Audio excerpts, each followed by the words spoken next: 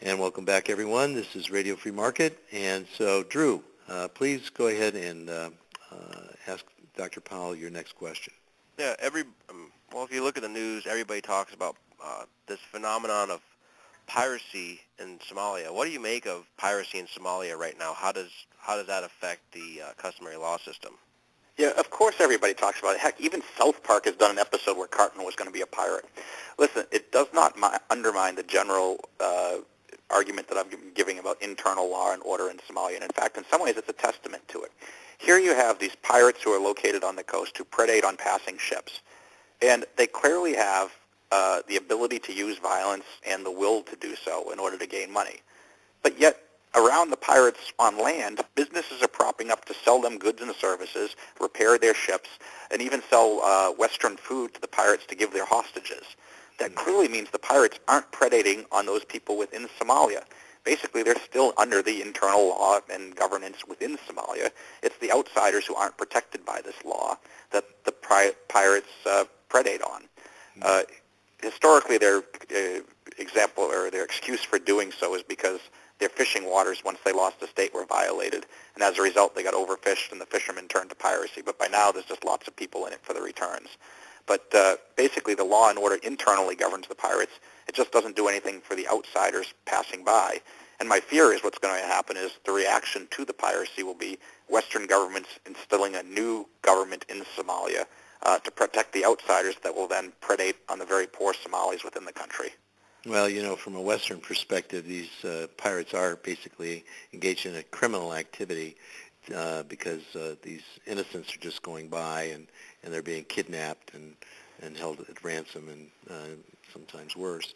I've got a really weird twist on that for you. How about this? Since no one's enforcing their 200 miles of territorial water, they've set up a very inefficient tolling system because they're not allowed to set out toll booths. Okay. Well, that is a very inefficient tolling system, that's for sure. But that's probably more generous than I think most people could be with it.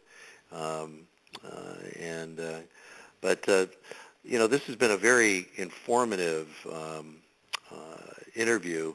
Not many people think of non-state solutions for problems among people. And while Somalia has many problems, your research shows that there's at least some evidence that statelessness can produce law and order at a reasonable level.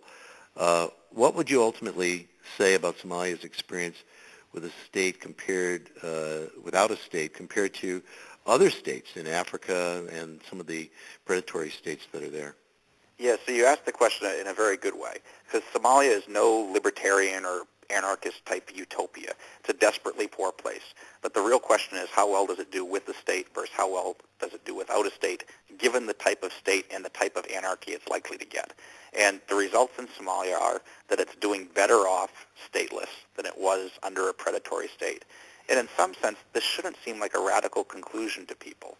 I mean, does anybody doubt that the Chinese would have been better off without a state than what they were when they had Mao? Or for that matter, today in Zimbabwe under Mugabe's jackboot without a state.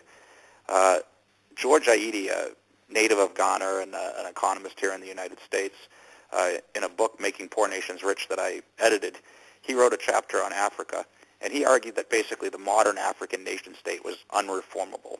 And he said that the modern African nation-state should be left to the fate it deserves, implosion and state collapse, which is a very radical statement. And most people, when they hear that, would say, oh my God, you get Somalia. What my research and others on this country has shown is that, well, given the really nasty nature of many of these African states, that's not so bad. It's actually an improvement. Okay, so I want to thank you, Dr. Benjamin Powell, for being with us today. It's been a great pleasure to have you with us. It's been great to be on. Thanks for having me. You bet. And my thanks also to Mr. Drew Yelm for producing this show and serving as its special commentator. This is Michael McKay in Radio Free Market. Please visit us on the web at radiofreemarket.com, where you can download this and all of our shows for free.